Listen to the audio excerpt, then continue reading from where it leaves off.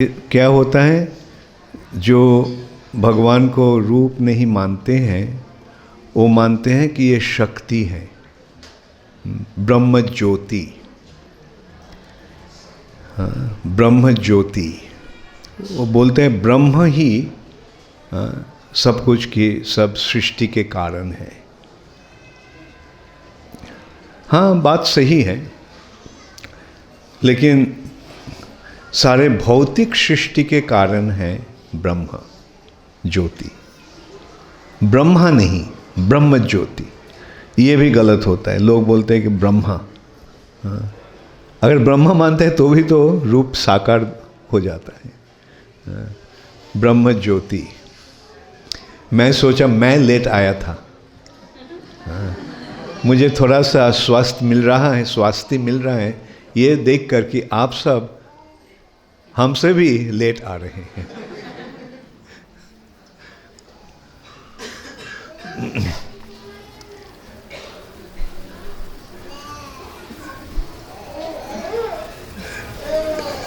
ये अगर जानकारी मेरा होता तो अच्छा होता है।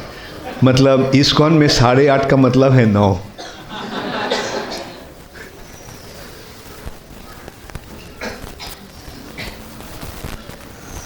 वैसे हाँ, मैं सोच रहा था, मैं एक टेलीफोन के लिए फंस गया था, कोई ज़रूरी फ़ोन आ गया था इसलिए, नहीं तो मैं समय पर ही आता है। मैं जब बोलता है 8:30 तो 8:30 के पहले मैं आने का कोशिश करता हूँ। लेकिन मुझे पता है कि हाँ, आप लोग बिजनेस में हैं, हाँ, इसलिए आपको आने में थोड़ा सा लेट हो रहा है, क्योंकि ऑफिस में काम करके बाद में आते हैं। बल्कि माता जी ने आपका लेट होने का क्या कारण है?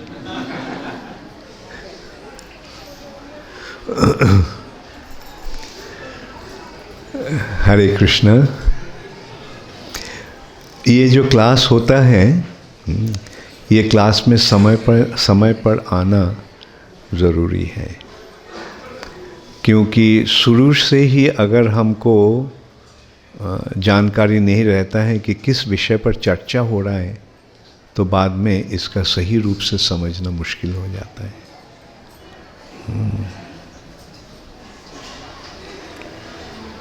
और पंक्चुअलिटी जो है ये बहुत ज़रूरी है।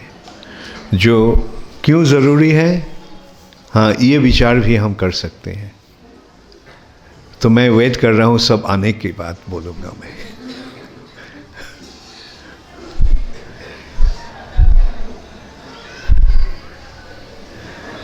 लगता है कि सब आ गए।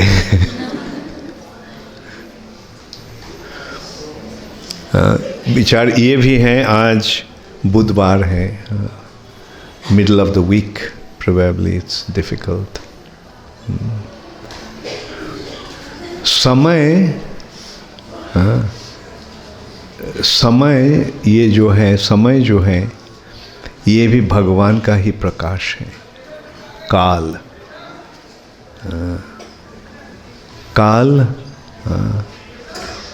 संकर्षण का प्रकाश है, और भौतिक जगत में ये काल शिव जी के प्रकाश है।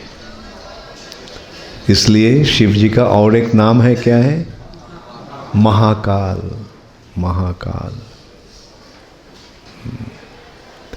तो ये काल के आधार पर ही ये भौतिक जगत का सृष्टि हुआ है। अगर काल नहीं रहता तो कुछ रहता? सब कुछ ये काल की या समय के आधार पर ही विराजमान है, उसका स्थिति है। और ये काल के अनुसार ही चलना है। जब हम काल के अनुसार चलते हैं, जैसे कि नदी में लहरें बहती हैं, किस तरह? उतराई की तरह, नीचे की तरह। तो हम उस तरफ अगर चलते हैं तो हम आसानी से तैर सकते हैं। लेकिन अगर हम उसके विपरीत दिशा में चलते हैं तो बहुत मुश्किल होता है। तो काल के अनुसार चलना मतलब भगवान की और भगवान के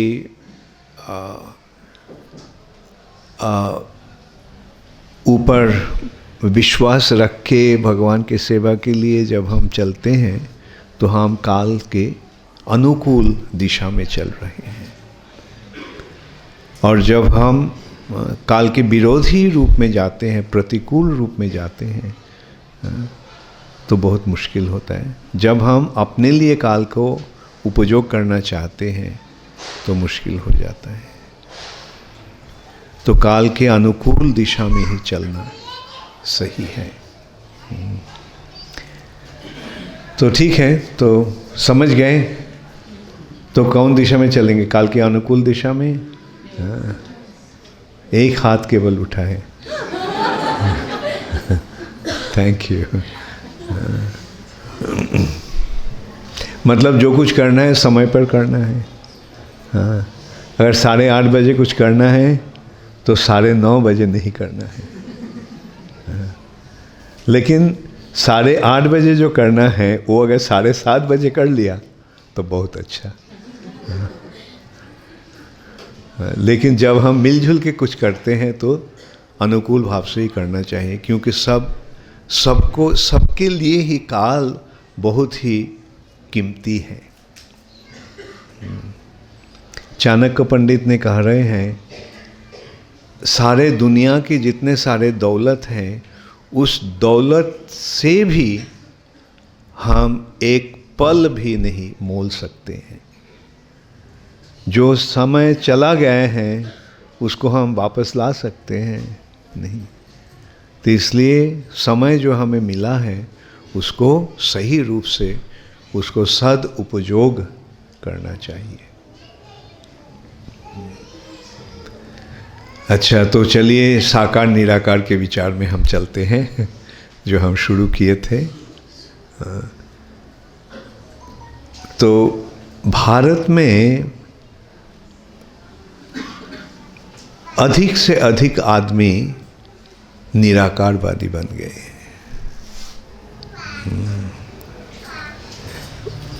असल में जानकारी कैसे होता है? जब हम किसी से सीखते हैं, सिखाते हैं, तब हमको ज्ञान मिलता है। तो अब विचार कीजिए, इस आध्यात्मिक विषय पर कहीं भी शिक्षा मिल रहा है? किसी को नहीं। जब स्कूल में थे मिला था इस आध्यात्मिक ज्ञान, कॉलेज में, यूनिवर्सिटी में नहीं मिला। तो लाखों करोड़ों आदमी को इस ज्ञान नहीं मिल रहा है। केवल इस्कॉन के प्रभाव से ही सही आध्यात्मिक ज्ञान आज मिल रहा है। और जो लोग जो कहते हैं तो वही मान लेते हैं। उस ज्ञान प्राप्ति का कोई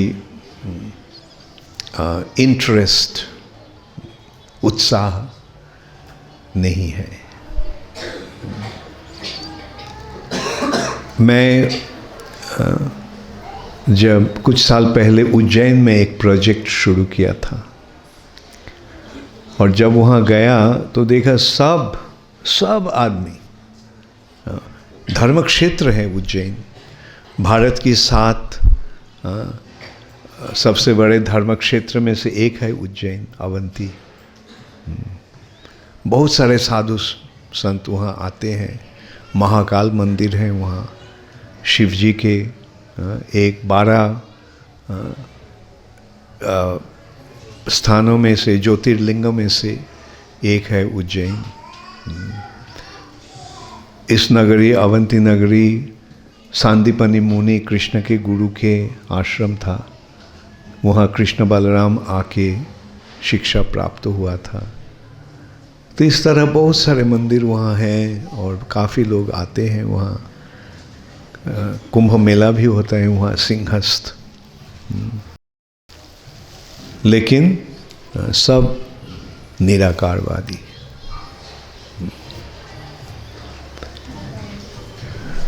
लेकिन प्रभुपाद की कृपा से हमारे इस्कॉन मंदिर के कारण बहुत सारे लोग आज भगवान के भक्त बन रहे हैं।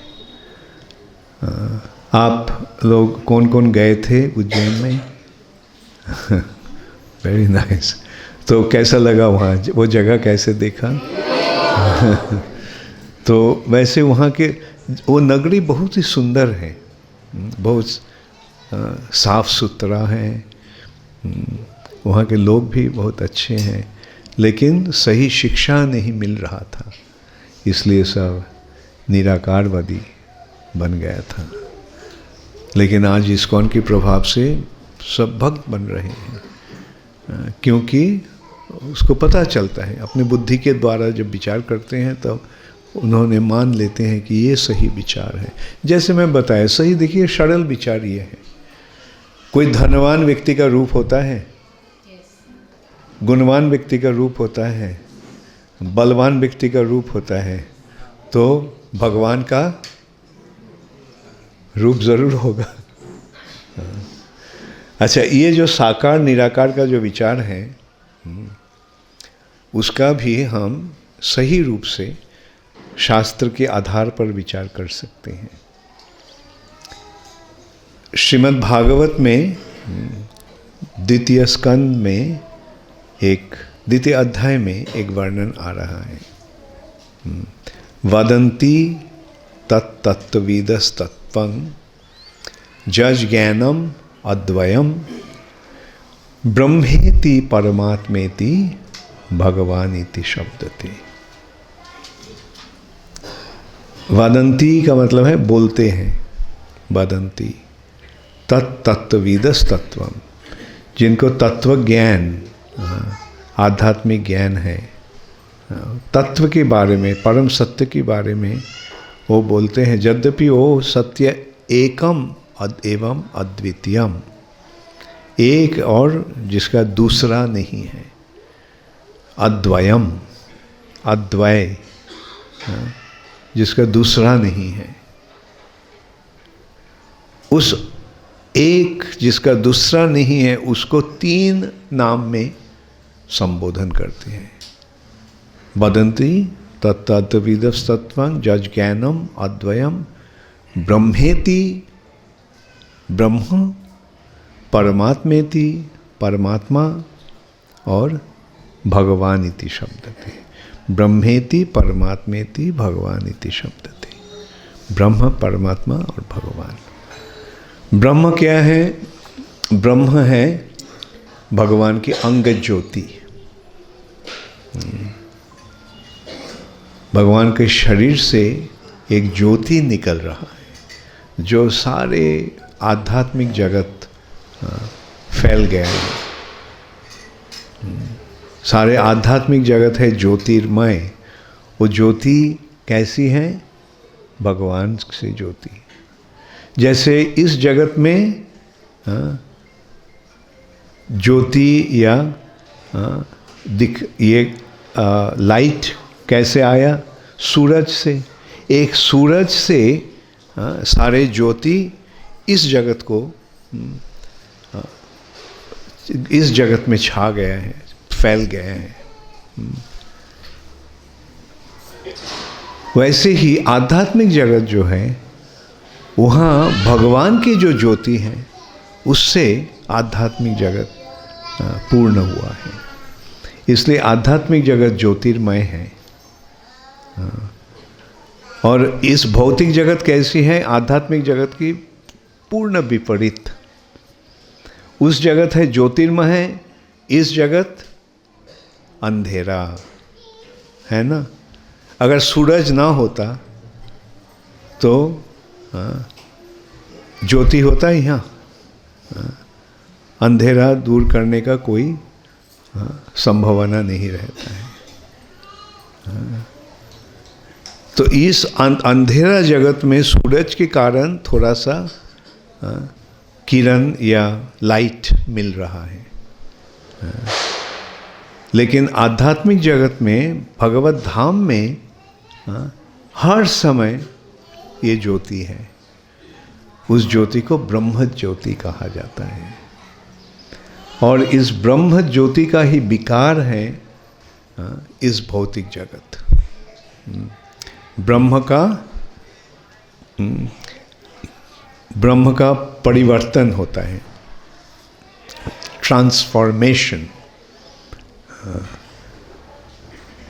तो ये है इस जगत, और वो है आध्यात्मिक जगत। तो आध्यात्मिक जगत का जो ब्रह्म ज्योति है वो है भगवान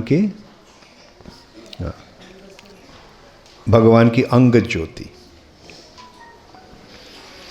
परमात्मा है भगवान, जो हर जीव के हृदय में विराजमान है, वो है परमात्मा का रूप। परमात्मा के रूप में भगवान हर जीव के हृदय में विराजमान है, साक्षी के रूप में। भगवान कुछ नहीं करते हैं हम इस जगत में। आप देखते हैं ना, इस जगत के सृष्टि कौन किया है? भगवान की कौन रूप में इस जगत का सृष्टि होता है? विष्णु रूप से। भौतिक जगत की सृष्टि के लिए भगवान विष्णु रूप लेते हैं, विष्णु के रूप में प्रकट होते हैं। तो महाविष्णु कारण सागर में लेटे हुए हैं। एक सागर है जो है कारण की सागर। कारण हम बोलते हैं ना, इसलिए ये हुआ। तो जब बोलते हैं इसलिए, इसका मतलब क्या होता है? इसके कारण, इस कारण से ये हुआ।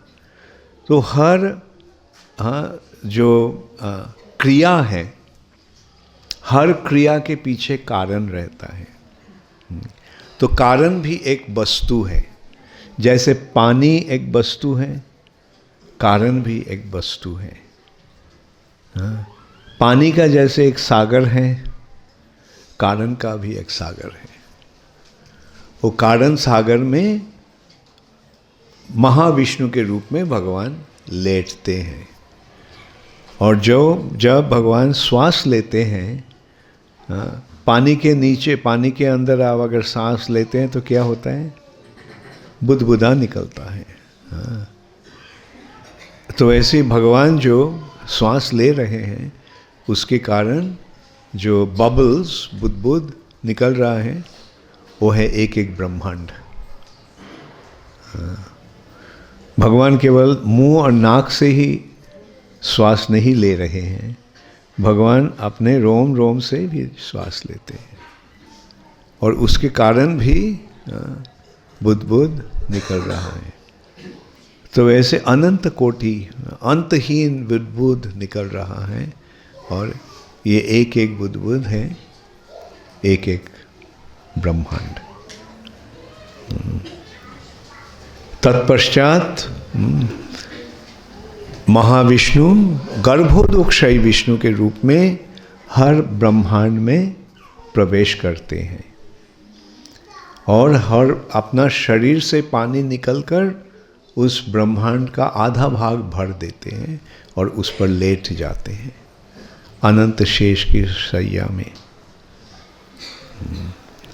और हर जीव के तब हर ब्रह्मांड में भी भगवान क्षीरोदक्षयी विष्णु के रूप में भी विराज करते हैं।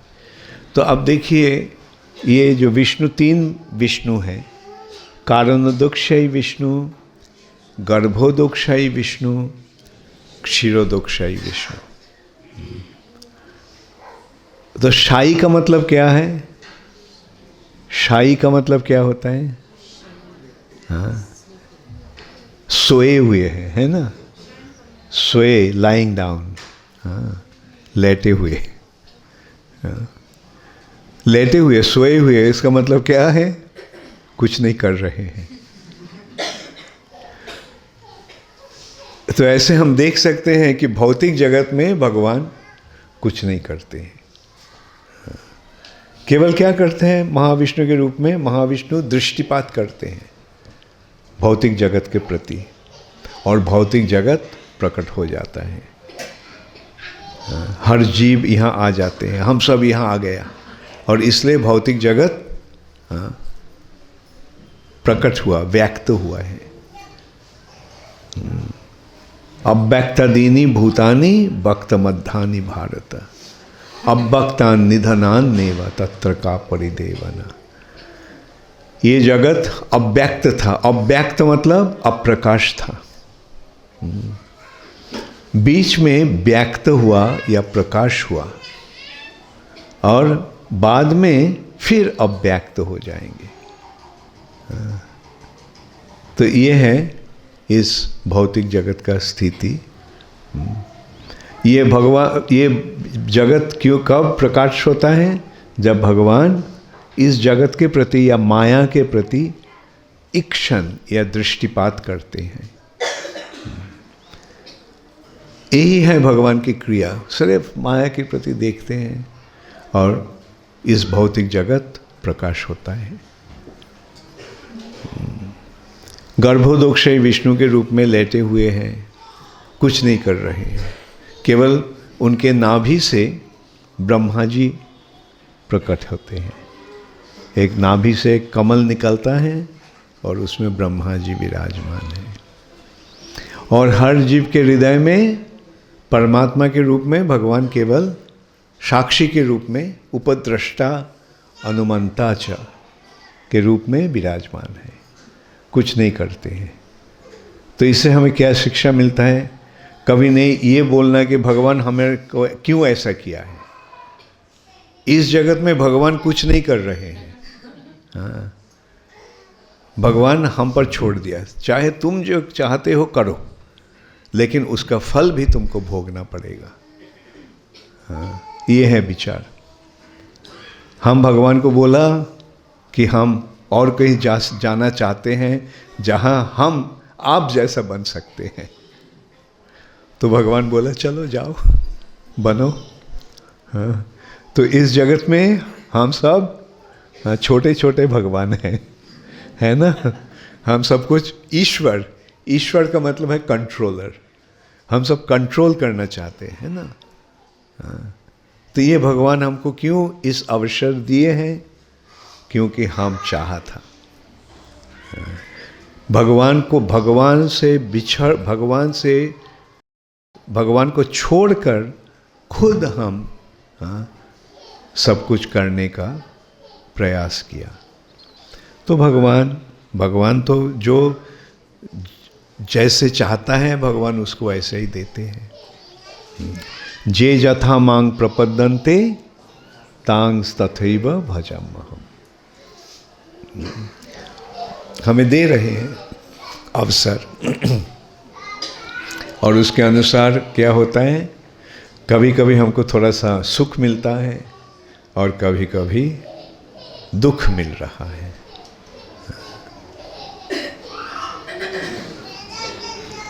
लेकिन हाँ, तो ये है भगवान का तीन रूप। मतलब विष्णु के रूप में भगवान विराजमान है सृष्टि करने के लिए भौतिक जगत का, बल्कि भगवान खुद कुछ नहीं कर रहे हैं, लेटे हुए हैं। शायी, गर्भोदक्षायी, कारणोदक्षायी, क्षीरोदक्षायी विष्णु। तो ये जो निराकारवाद जो है वो ब्रह्म ज्योति का विचार है, ब्रह्मेति। और हर जीव के हृदय में परमात्मा के रूप में भगवान विराजमान है, परमात्मेति। और भगवान इति शब्दते, अंत में भगवान ही है परम ईश्वर, ईश्वरः परमः कृष्ण। परमेश्वर है भगवान श्री कृष्ण। ब्रह्म ज्योति भगवान नहीं, लेकिन भगवान का अंग ज्योति है। परमात्मा भी भगवान नहीं है, परमात्मा भगवान का हर जीव के हृदय में भगवान की प्रकाश है, भगवान विराजमान है इस रूप में। लेकिन भगवान ही है सारे जगत की सृष्टि करने वाला एक ही व्यक्ति है। परमात्मा और भगवान में कोई अंतर नहीं है। परमात्मा के रूप में भगवान विराजमान है हमारे हृदय में, और जब हम भक्ति करते हैं तो परमात्मा निष्क्रिय नहीं रहते हैं। ऐसे हम परमात्मा निष्क्रिय होकर हृदय में विराजमान हैं, कुछ नहीं करते हैं। लेकिन जब हम भक्ति करते हैं, मतलब हमारा हृदय का प्रेम भगवान को अर्पण करते हैं, तो भगवान और निष्क्रिय रूप में नहीं रहते हैं, सक्रिय रूप से हमें गले लगाते हैं, गले लगा लेते हैं। परमात्मा तब भक्ति के माध्यम परमात्मा भगवान बनते हैं, भगवान रूप में प्रकट होते हैं। तो जो ज्ञानी हैं, जो ज्ञान के माध्यम भगवान को जानना चाहते हैं, वो ब्रह्म ज्योति के रूप में उनको देखते हैं। जब योग के माध्यम परमात्मा को जब भगवान को जानने का कोशिश करते हैं, तो परमात्मा के रूप में देखते हैं, ध्यान के माध्यम, योग के माध्यम, और भक्ति के माध्यम भगवान के रूप में देखते हैं। तो भगवान को जानना ही जीवन का उद्देश्य होना चाहिए। ब्रह्म ज्ञान पूर्ण ज्ञान नहीं है, परमात्मा की दर्शन भी पूर्ण नहीं है। लेकिन परमात्मा के दर्शन करने के पश्चात जब हम उनके पास अपने आप को समर्पण कर देते हैं, जब हम कोई बहुत महान व्यक्ति के पास आते हैं, तो हमारा मनोभाव कैसा होता है। जब कोई महान व्यक्ति के पास हम जाते हैं, तो स्वतः ही सर झुक जाता है, विनम्रता के कारण उनके पास अपने आप को समर्पण कर देते हैं। सर झुकाने का मतलब है समर्पण कर देते हैं। तो जैसे हम सब है आत्मा, और हम जब परम आत्मा को दर्शन करते हैं, तो हमारा मनोभाव कैसा होता है, स्वतः ही सर झुक जाता है। तब भगवान हमें गले लगा लेते हैं। तो ऐसे तब और परमात्मा नहीं रहते हैं, तब भगवान बन जाते हैं। इस सिलसिले में एक इंसिडेंट, एक घटना हमको याद आता है। प्रभुपाद वृंदावन में थे। प्रभुपाद अपने बेड पर बैठे थे और मैं ज़मीन पर बैठा था, और प्रभुपाद के पीछे एक पिक्चर था दीवार में। वो था चतुर्भुज नारायण के रूप, परमात्मा के भी रूप, चतुर्भुज रूप। आप शायद देखे होंगे वो पिक्चर चतुर्भुज रूप का। तो मैं पूछा, श्रील प्रभुपाद, भगवान हर जीव के हृदय में परमात्मा के रूप में विराजमान है ना? प्रभुपाद बोला नहीं, तुम्हारे हृदय में। मैं बोला चतुर्भुज परमात्मा के रूप में विराजमान है ना? प्रभुपाद बोला नहीं, तुम्हारे हृदय में भगवान द्विभुज श्याम सुंदर के रूप में विराजमान है। प्रभुपाद हमें ये समझाया कि जब हम भक्ति करते हैं, तो भगवान और परमात्मा के रूप में नहीं रहते हैं। भगवान द्विभुज श्याम सुंदर के रूप में हमारे साथ संपर्क जोड़ते हैं, हमको अपनाते हैं, गले लगा लेते हैं। तो ये जो पहले अगर इस सिलसिले में विचार किए थे, तो आपका विचार कैसा था? पहले सच बताइए। आप सब साकारवादी थे या निराकारवादी थे? मैं तो बोलूँगा आपके बारे में मुझे पता नहीं है, बल्कि मैं तो निराकारवादी था। लेकिन श्रील प्रभुपाद के संपर्क में आकर, श्रील प्रभुपाद के शिक्षा प्राप्त होने से हम अब साकारवादी बन गए हैं, भक्त बन गए हैं। भगवान के साथ संपर्क तभी जोड़ सकते हैं जब हम उनको स्वाकार रूप में दर्शन करते हैं। लाइट के साथ कोई संपर्क बन सकता है? हम इस्तेमाल कर सकते हैं, प्रयोग कर सकते हैं, लेकिन संपर्क नहीं बन सकता है, विशेष रूप से प्यार का संपर्क।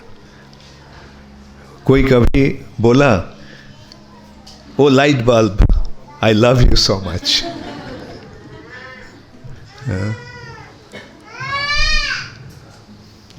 तो ये प्यार की संपर्क तभी संभव होता है जब हम उनको रूप स्वीकार कर लेते हैं, रूप को मानते हैं। तो ऐसे भगवान के साथ आप सब बहुत सुंदर रूप से संपर्क जोड़िए। प्रभुपाद की कृपा से कितने सारे एक महान प्राप्ति हमें हुआ है, और इस जो हमें उपहार श्रील प्रभुपाद से मिला है, इसको पूर्ण सदुपयोग करते रहना। बहुत सारे काम हैं, करने को है, लेकिन सबसे ज़रूरी काम ये है, ये समझ के आगे बढ़ते रहना। कोई प्रश्न है किसी को?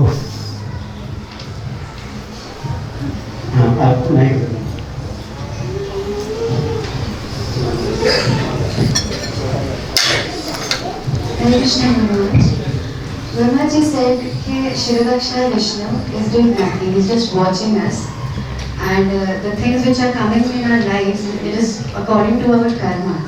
Then why to pray? You are forcing me to speak in Hindi. Brahma, आपने बताया कि शिरोदक्षाय विष्णु जो है वो हमें, मैं हाँ आप ये कर रहा हूँ, आप भी हिंदी में बोलिए ताकि हम कुछ सीख सकते हैं। प्रैक्टिस हो सकता है मेरा। वो कुछ नहीं कर रहे हैं, वो हमें देख रहे हैं कि हम क्या कर रहे हैं, और हम हमारे जीवन में जो भी कठिनाइयाँ, जो भी हैप्पीनेस आती है, वो हमारे कर्मों के हिसाब से आती है। तो हम भगवान से प्रार्थना क्यों करें फिर, जब कर्म के हिसाब से होना है सब?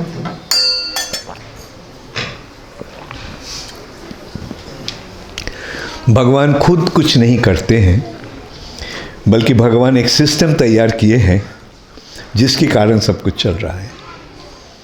भगवान देवताओं को नियोग किया है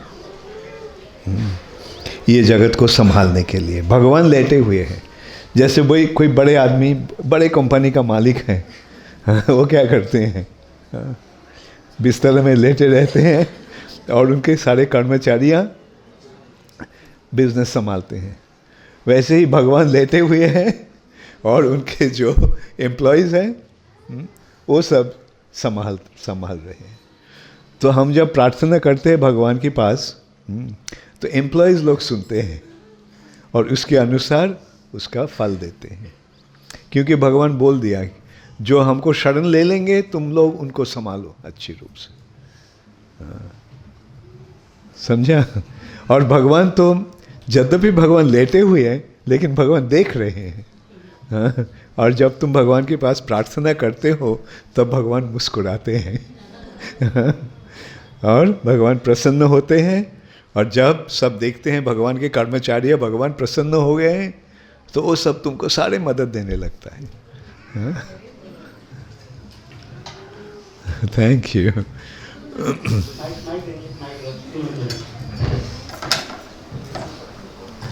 हरे Krishna Guru Maharaj, thank you so much. Guru Maharaj आपने बताया, 3 एस्पेक्ट्स बताए, ब्रह्मनिधि, परमात्मिति और भगवानिधि। और जो भगवान का स्वरूप है वो सच्चित प्लस आनंद का बना हुआ है।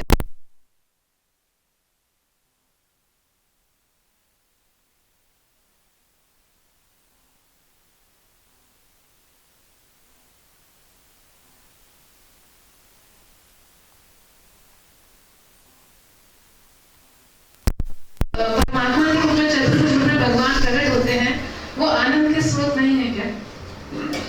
आनंद की स्रोत तब बनता है जब प्यार का संपर्क बनता है, प्यार के आदान प्रदान होता है, तब आनंद आता है। तब वो परमात्मा नहीं रहता, तब भगवान बन जाता है। समझा? जब निष्क्रिय रूप में है तब परमात्मा। तो हमारा जैसे हम लोग हम ऐसे बोलते हैं कि हम अपने हृदय में पहले परमात्मा के सुनते हैं, हमारे हृदय में परमात्मा के रूप में भगवान है, तो हमारा रेसिप्रोकेशन तो उनके साथ ऐसे होता है ना, जैसे मैं आपको बता नहीं पा रही हूँ। हाँ, ज़रूर, बहुत अच्छा है।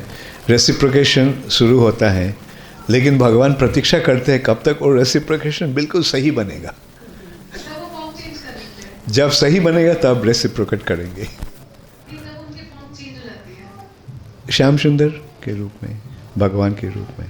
ऐसा भी है गुरु महाराज की जिसको जो हमारे आराध्य हैं, जैसे सपोज हम लोग तो श्याम सुंदर का रूप की उपासना कर पूजा मानते हैं उनको, जो राम है या तो वैसे ही उसके हिसाब से अकॉर्डिंगली वो अपने जैसे रूप में भक्ति करेंगे, उस रूप में प्रकट होंगे।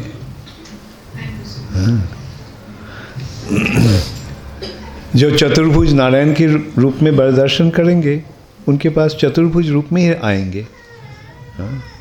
क्योंकि उनका चाहना वैकुंठ के नारायण के प्रति है। और जब हम वृंदावन के कृष्ण के रूप में उनको चाहेंगे, तब भगवान वो श्याम सुंदर रूप में आएंगे। हाँ।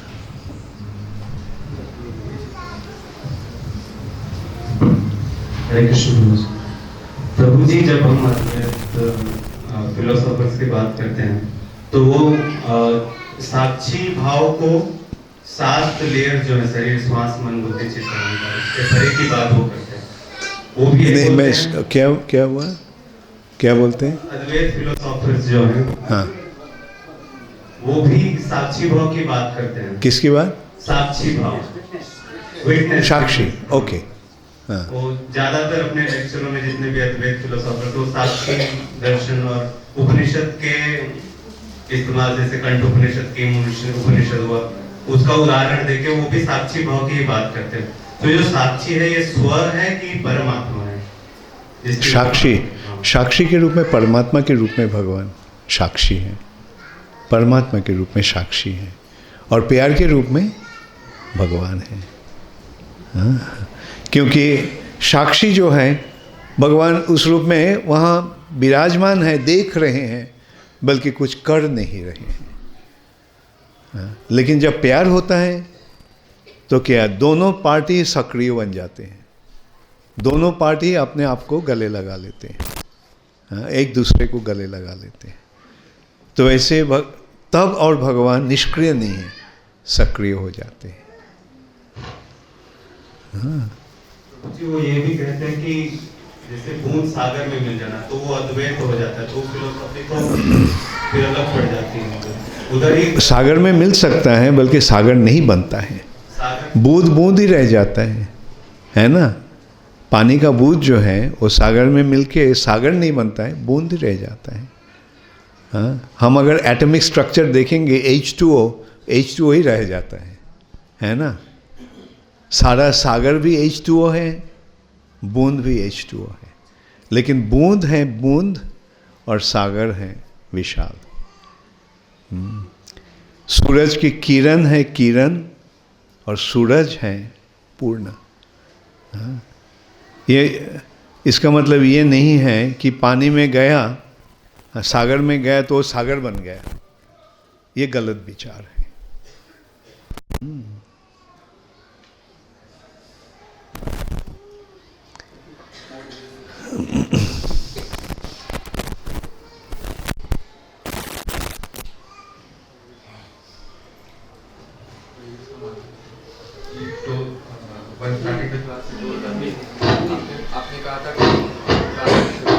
Switch on the light. Switch it on properly.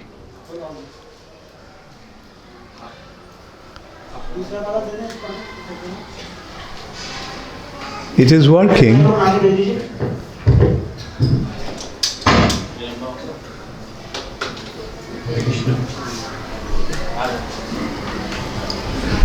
इसको स्विच ऑफ करना नहीं, स्विच ऑफ करने से ही मुश्किल हो जाता है, ऑन ही रख देना। आपने क्लास की शुरुआत में कहा था कि कृष्णा खुद समय है, भगवत गीता में कहते हैं कृष्णा इज टाइम हिमसेल्फ। तो वो हम पता तो चल जाता है पर समझ नहीं पाते कि कृष्णा समय कैसे है, मतलब how does he act as, मतलब वो समय के रूप में कैसे वो एक्ट करते हैं या कार्य करते हैं, कि मतलब प्रैक्टिकल एस्पेक्ट नहीं समझ आता है कि कृष्णा समय कैसे। जैसे भगवान दृष्टिपात करते हैं, महाविष्णु जब दृष्टिपात करते हैं भौतिक जगत के प्रति, तो दृष्टिपात जो है वो है काल, समय। भगवान का दृष्टिपात ही है समय, और उसी के आधार पर सृष्टि हो रहा है।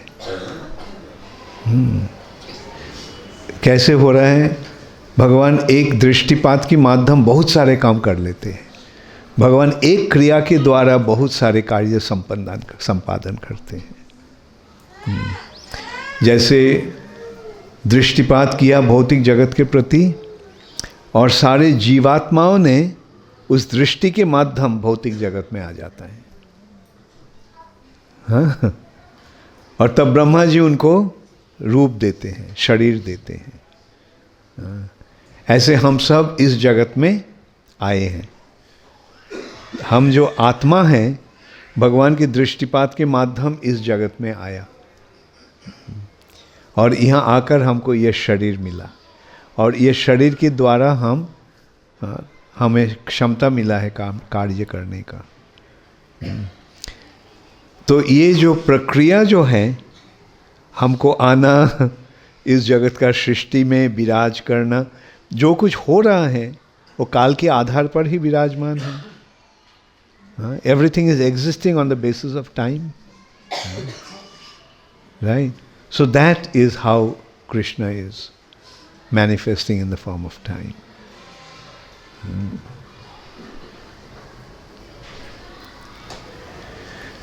श्री कृष्ण माइक नहीं है, अरे हाथ ऊपर कर लीजिए आप। पीछे और पीछे आपने सुबह बताया था कि जो आकाश है उस पर कोई भी इंद्रिय काम नहीं करती है, कोई भी इंद्रिय से हम उसे अनुभव नहीं कर सकते हैं। तो जो हम देखते हैं फिर वो क्या है? कौन? मतलब जैसे हमें जो आकाश जो लगता है, ओह अच्छा अच्छा, तो वो है क्या? कोई इंद्रिय काम हाँ, नहीं वेरी गुड पॉइंट। बल्कि ये आकाश जो, इसका भांति आभा हम देख रहे हैं वैसे, बल्कि आकाश जो रूप में, जिस रूप में आकाश यहाँ विराज कर रहा है, उसको हम देख नहीं पाते हैं, है ना? आकाश एक वस्तु है, उसको हम देख नहीं पाते हैं। आकाश है ही यहाँ, है ना? उसको हम देख सकते हैं, वायु को हम देख सकते हैं, महसूस कर सकते हैं। हाँ, वायु को महसूस कर सकते हैं, महसूस कर सकते हैं। हाँ, वैसे ही आकाश को महसूस भी नहीं होता है, ये मेरा कहना था। हाँ। और जो हम देख रहे हैं वो गगन, हाँ, यद्यपि हम बोलते हैं आकाश, बल्कि वो क्या बोलेंगे, गगन ऐसी इस भांति हम ये प्रकट हो रहा है कि जो गगन, नीला गगन,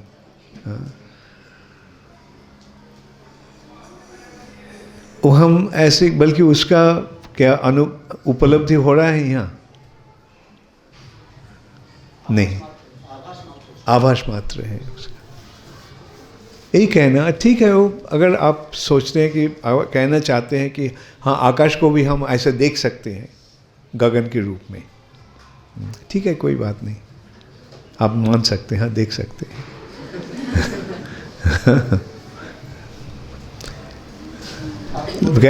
मेरा कहने का मतलब ये था कि इंद्रियां के द्वारा केवल भौतिक वस्तु का ही दर्शन होता है, उपलब्धि होता है। आकाश भौतिक जगत में ही है। हाँ, हाँ। इसलिए उसका अब जैसे मेरा कहना है ऐसी था कि मन है, मन भौतिक है, देख सकते हैं, लेकिन उपलब्धि हो रहा है। हाँ, ये भौतिक वस्तु का उपलब्धि हो सकता है इंद्रिय के माध्यम, लेकिन आध्यात्मिक जगत का दर्शन नहीं होता है, उपलब्धि नहीं होता है। आध्यात्मिक जगत का उपलब्धि के लिए आध्यात्मिक चेतना का ज़रूरत है, आध्यात्मिक इंद्रिय का ज़रूरत है, और भक्ति के द्वारा ही उस इंद्रिय का प्रकाश होता है। हाँ, जो नीला हमें दिखता है वो किस वजह से हमें ऐसा आभास नीला जो हाँ। हमें दिखता है? वो गगन के रूप में आकाश का दर्शन हो रहा है।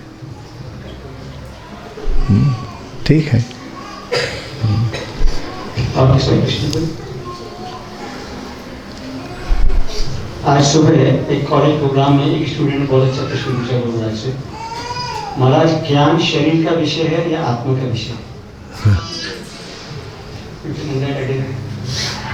हाँ, दोनों क्वेश्चन अच्छे, दोनों क्वेश्चन अच्छे। क्वेश्चन पर्टिकुलरली क्योंकि अच्छा क्वेश्चन है, सुबह जो चर्चा हुआ बहुत अच्छा था। ज्ञान शरीर का विषय है या आत्मा का विषय है? ये शरीर की विषय का जो ज्ञान है वो है शारीरिक ज्ञान, भौतिक ज्ञान, और आत्मा के विषय का जो ज्ञान है वो है आध्यात्मिक ज्ञान। महाराज ने बताया था कि जो शरीर से संबंधित ज्ञान है वो शरीर नष्ट होने के साथ नष्ट हो जाता है, क्योंकि आध्यात्मिक ज्ञान आत्मा का है, इसलिए हमेशा देता है। और सुंदर क्वेश्चन से बहुत अच्छे। और महाराज एक क्वेश्चन ये है, जैसे आपने भी बताया कि जब हम प्रार्थना करते हैं तो भगवान उनकी शक्ति रिस्पॉन्ड करती है, तो हर लोगों के हृदय में अनेकों प्रकार की इच्छाएं रहती हैं। Every moment there are many desires. इच्छाओं में और प्रार्थनाओं में कैसा अंतर समझना चाहिए? प्रार्थना का क्या विषय है, फिर इच्छाओं के बारे में? इच्छा जो है कुछ प्राप्ति के लिए इच्छा होता है, और जब वो नहीं होता है और उसको प्राप्ति के लिए हम प्रार्थना करते हैं।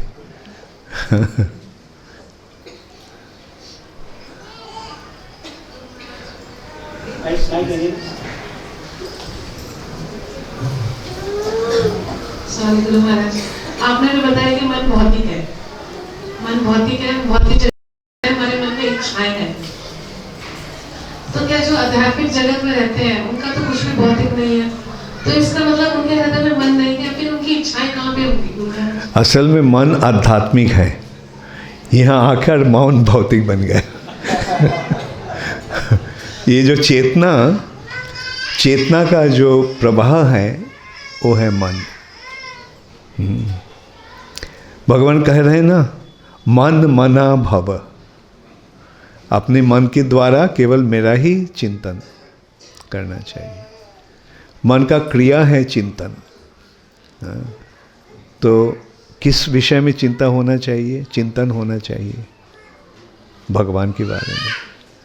लेकिन हम क्या करते हैं, भगवान को नहीं सोचते हैं, अपने भोग के बारे में सोचते हैं, इसलिए मन भौतिक बन गया। लेकिन जब मन के द्वारा भगवान का चिंतन होता है तो वो मन आध्यात्मिक बन जाता है। जब ऐसे भगवान के सेवा में लग जाते हैं तो भगवान हमें बुद्धि योग देते हैं, तब बुद्धि योग या आध्यात्मिक बन जाता है। और वैसे जब हम भगवान के सेवा में लग जाते हैं तो अहंकार कृष्णदास बन जाता है। तो वैसे मन, बुद्धि और अहंकार का ट्रांसफॉर्मेशन होता है, परिवर्तन होता है, रह जाता है लेकिन सही रूप में उसका प्रकाश होता है।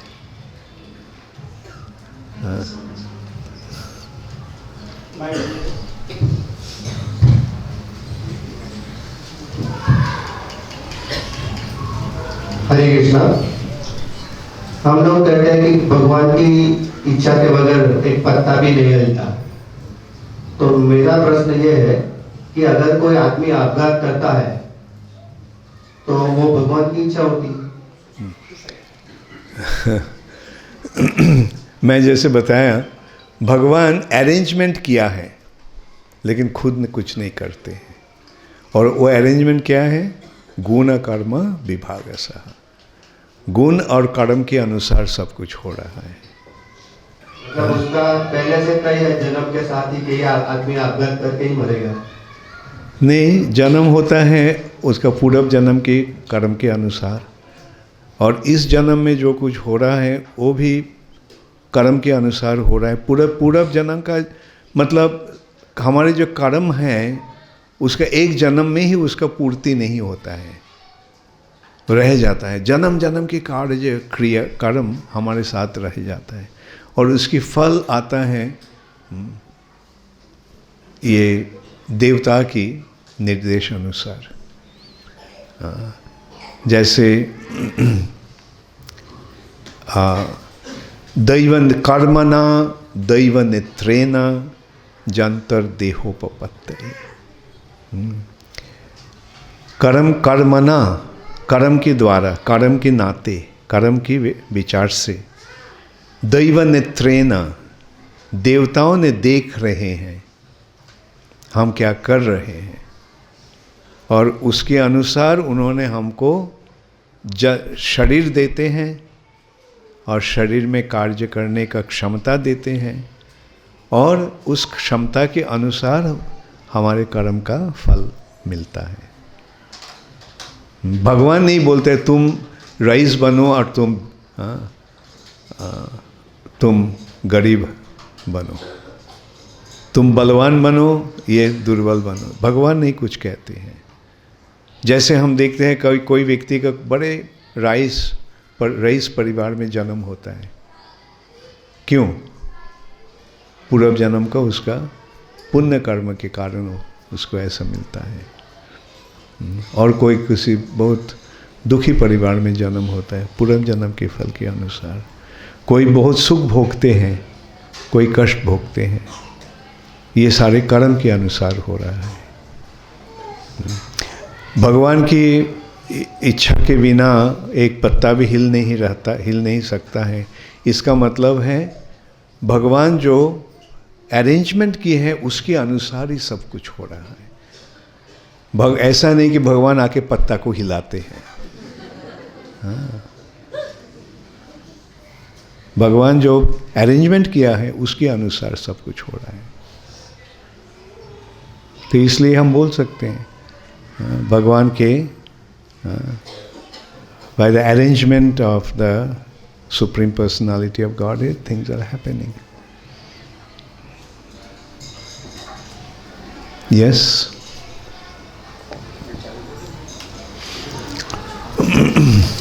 Yeah, she is okay.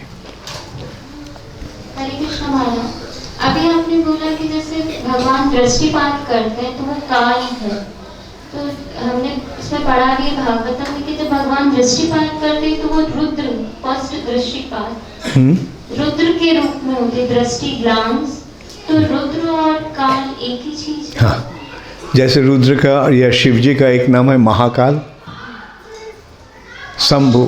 Shiv जी, शंकर जी और सदाशिव ये सब एक ही है? नहीं, शंकरशन शिव जी, शंकर जी और सदाशिव। और शंकर, या हाँ एक ही है। सदाशिव के प्रकाश है, सदाशिव आध्यात्मिक जगत में है, लेकिन भौतिक जगत में उनका प्रकाश होता है रुद्र के रूप में, जो है शंकर, या जिस रूप में हम उनको देख रहे हैं। यहाँ रूप एक ही है, बल्कि उसका विराज उस रूप में इस ऐसे कर रहे हैं।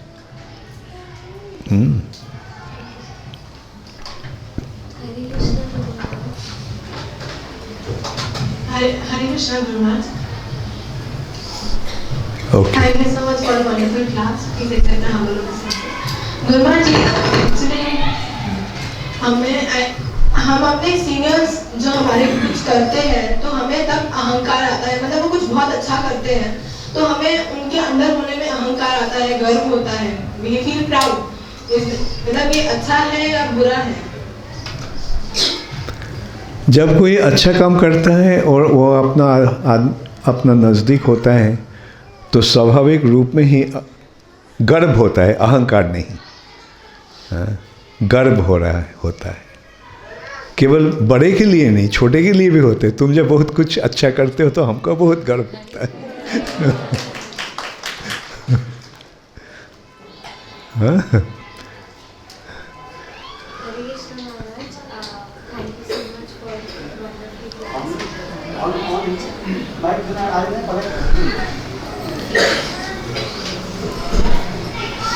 Thank you so much for wonderful class. You said कि हर कार्य के पीछे एक कारण होता है. I want to ask कि why we have to pray? Like we are getting our karma back. What we do is what we get. So what is the effect of prayers in our karma? मैं बताएं? हाँ.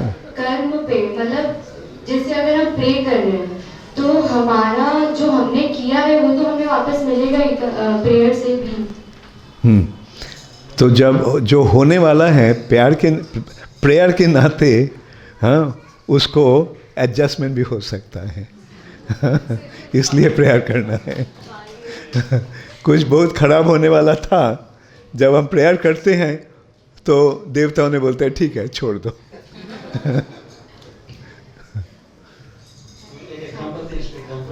आपने भी गलती की mummy papa डांट लगा तो ठीक है।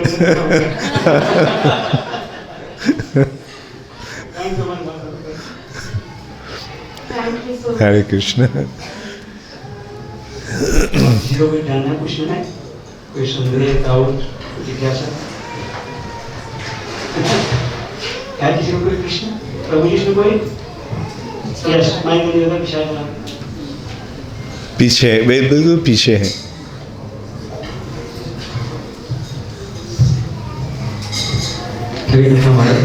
हमारा एक जैसे डाउट था कि जैसे बोले कि भगवान की इच्छा के बिना एक पता भी नहीं होता, और प्रभु जी ने पूछा कि सुसाइड कर ले तो उसमें भी भगवान की इच्छा है। हाँ, किसके? प्रभु जी ने अभी क्वेश्चन पूछा था कि सुसाइड भी करे तो उसमें भगवान की इच्छा है, मतलब भगवान की इच्छा से ही सुसाइड कर रहे हैं। तो इसमें फ्री विल का कहाँ फाटा जाता है कि मतलब उसको तो एक आत्महत्या को तो एक बोलते कि बहुत बड़ा पाप है, तो जीव का खुद का कर्म जैसे क्रिएट करना, जैसे बोलते मनुष्य जीवन में वी आर क्रिएटिंग द कर्म और बाकी सब जो है भोग योगी। तो फ्री विल का पार्ट कहाँ आता है और भगवान का जो जो हमारे कर्म का हम लोग रिएक्शन कर रहे हैं, तो वो दोनों में थोड़ा एक डिफरेंस समझना है कि कितना भगवान के थ्रू हो रहा है और कितना हमारे जो कर्म है हमारे एंडेवर से कितना हो रहा है। हाँ, मतलब भागवत में आए ठीक है, हम टीवी भी देख सकते हैं, यहाँ पे भी आ सकते हैं, तो इसमें फ्री विल कितनी थी? हाँ, फ्री विल का मतलब ये है कि हम मशीन नहीं हैं। एक मशीन का खुद कुछ करने का क्षमता है नहीं, उसको जैसे चलाया जाता है वैसे चलता है। हाँ, लेकिन हमारे पास ये फ्री विल है, मतलब हाँ, जिसको संस्कृत में पुरुषकार कहा जाता है। पुरुषकार, खुद करने का क्षमता। जैसे कुछ होने वाला है हमारे ये कि हमारे कर्म के अनुसार, लेकिन उसको दिशा बदलने का क्षमता हमारे पास है। हाँ, ये है एक मशीन और एक इंसान में अंतर। मशीन हमारे पास खुद विचार करके कुछ करने का क्षमता है। ये है फ्री विल। जैसे आप बोला टीवी देखेंगे या मंदिर जाएंगे, तो इसके बीच में क्या आता है? बुद्धि आता है। उसके द्वारा हम विचार करते हैं क्या करने से फायदा होगा और क्या करने से नुकसान होगा। जो बुद्धिमान हैं वो विचार करते हैं, इसका विचार करते हैं, loss and profit. You are a businessman, are you? अच्छा ठीक है, सोचो आप एक बिजनेसमैन हैं। आप इन्वेस्ट कहाँ करेंगे? जहाँ नुकसान होगा। हाँ, लेकिन जो जिसका विचार बुद्धि नहीं है उसको तो समझ में नहीं आएगा क्या करना चाहिए। तो ये है free will. Free will means the ability to apply your intelligence and act accordingly.